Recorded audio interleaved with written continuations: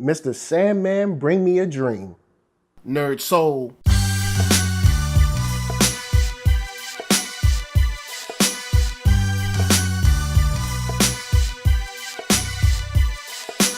Late Ill Kid at OneYoungsta holding it down, bring you that StreetGeek and NERDSoul. What is up, my people, today? Oh yeah, we get into another wonderful episode of Talk Shop. Now, real quick, we're continuing our read along, but I've got to give you some house cleaning. Something's happened in my life, and I just wanted to let you guys know. I've kind of notified everybody. Some of you might or might not know, but my wife is expecting. I'm going to be having a little boy, and I am super psyched. For all of you guys that already knew and gave me congratulations on all that stuff, thank you so much. It's cool. It's an exciting new adventure. I cannot wait. It's going to be so much fun, but it's also going to take a lot of my time. And some of that time taken away is going to mean that I'm going to have to back away slowly, of course, from Black Hollywood Live. So my videos are still going to come out, but my videos are only going to be on my NERDSoul channel. So if you are not subscribed to NERDSoul, go on, hit the link over here or link down below. Definitely subscribe to the channel. I'll still be uploading there, but handling 2 accounts and stuff, it's a lot more than you think it is. And trust me, it'll keep you busy. So guys, if you love the videos, you love what you're seeing, hit me with a like and go over to the NERDSoul channel, of course, like down below or over here, and subscribe to keep up with what I'm doing from day to day. So let's go on and get to it. We are going to continue our read along of Ghostbusters. And this is the annual issue, just after Mass Hysteria, I believe after Get Real. And we've kind of like experienced much more from the team, from Kylie, things of that nature. So now we're kind of jumping back, but after the 2 series, because at first we had to read the 2 series, then we went back. Now we're where we're supposed to be. So how do I feel about this one? Well, Dan Schoening's still there, and of course, Eric Burnham is still there. Now, of course, if you've been following this read along, you know that I love that team for this story. Sometimes a storyline and art just work well together, and I think these two are a dynamic duo.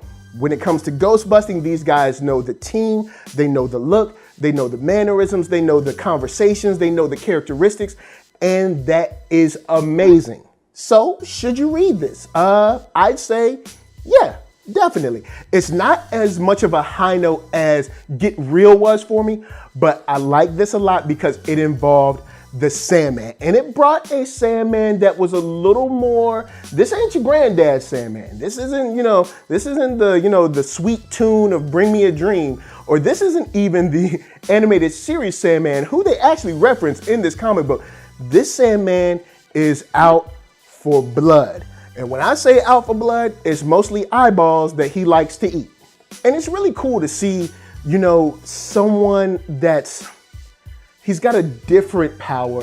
He's a little more sinister, but he also puts all of our guys in a dream state. And the dream state is where we kind of get a nicer look at what the dreams, what the wants, what the needs, what the wishes of our teammates go through. Like Ray is going through a dream where he's just consistently fixing, and repairing, the gadgets and gadgets of the Ghostbusters team. Peter is just kind of like doing his thing with Dana, but he's kind of replaying the moments of when Dana was floating about 4 feet above her bed. When we see Winston, he's kind of reliving the first dance of his wedding. And it's funny because Ray notices something's wrong. And he even sees the Jim Belushi ghost again. And the Jim Belushi ghost is like, yeah, this isn't real. And Peter, unfortunately, has no clue. Like, he's definitely thinking that this is a dream or thinking that this is just a normal situation. Winston, sadly, since, of course, he's in a situation where he lost Tia and has to kind of like gain that situation back and kind of get that romance back. It's interesting to see that he always knew it was a dream, but he was willing to stay. And that kind of touches you a little bit because you're like, yo, I saw this couple and they were a great couple. Everything was fine. And unfortunately, they were ripped apart because of what happened in mass hysteria.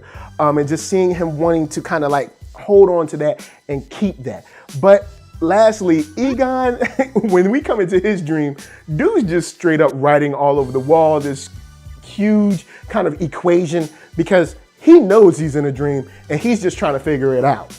Now, before we move on, I got to remind you, you can find me at Black Hollywood Live. That's right, the first online network for African Americans. It's super dope. And you can check them out at blackhollywoodlive.com, where you can find celebrity interviews, after shows, sports talk, geek, nerd, tech, the whole shebang. When you finish there, check out live streams at youtube.com/blackhollywoodlive. So what in this issue stood out for me? I'd have to say that it harkened back to the relationship the Ghostbusters have with the government.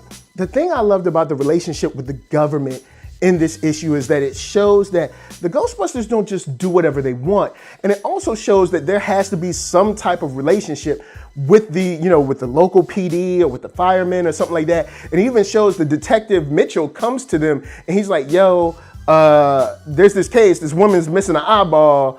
We think it's your thing. And even when they get to the home, he's like, yo, my rules are actually to stay here until you guys give it an all clear. And I think that it helps classify this, as a serious situation. And it also roots this in a sort of, serious, more grounded reality. I mean, I know it's a comic book, it's it's drawn in a very cartoonish manner, but it kind of provides a situation where you say like, oh, this could happen. You know what I'm saying? So I really like that. I think that was one of the strongest parts of the issue that isn't really super touched on, but I think just the fact that they went through those emotions, it helps to provide context into how it works in New York, how it would work with maybe a service like this, or some paranormal investigators that were handling real ghosts, real threats. So yeah, man, the annual issue is definitely not top and get real for me, but I think that it's solid and I love the darker turn. When you read it, if you haven't read it, you'll read it that he's a little rougher, he's a little edgier than the animated series Sandman. So I think you'll like it. I definitely think it's definitely still worth the read. So guys, holla at me, I'ma holla at you. Down in the comments, let me know what you think about Ghostbusters Annual. It's after the first and second series. A lot of history there. You got Kylie, you got Janine. It's just a lot of fun and I enjoy it. So before I bounce, I gotta tell you guys to hit up ThatNERDSoul.com. That's right, check me out right there. All my videos from the oldest, newest, latest, greatest, and all that. Then hit up shop.ThatNERDSoul.com and pick yourself up a t-shirt player. And don't forget to get one for them playettes. Then come back here, like, comment, subscribe, and share that Nerd Soul. That's right, there's no better way that I can show people that you like what you are watching. And of course, LA, what up? VA, what up? RVA, you got my heart, so please be good to yourselves. Be good to each other. And of course, man, protect yourself, even in your sleep. Peace.